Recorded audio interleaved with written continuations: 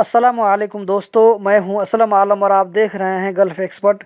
दोस्तों, कतर में चांद देखने वाली कमेटी ने कहा है कि कल यानी 12 मई बुध के रोज़ रमज़ान का आखिरी दिन है।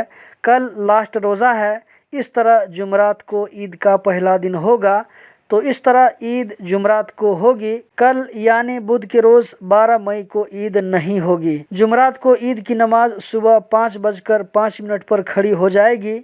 इसीलिए इस टाइमिंग को याद रखें और उसी हिसाब से तैयारी करें। किन किन जगहों और मस्जिदों में ईद की नमाज होगी, इसके लिए वीडियो के डिस्क्रिप्शन में एक लिंक डाल दिया हूं। उस लिंक को ओपन करके देखिए। इस तरह आप मालूम कर सकते हैं कि आपके नज़दीक कौन सी मस्जिद है या मुसल्ला है जहां पर ईद की नमाज होगी। इस वीडियो को ज़्यादा से ज़्यादा शेयर करें ताकि ये जानकारी दूसरों तक भी पहुंच सके।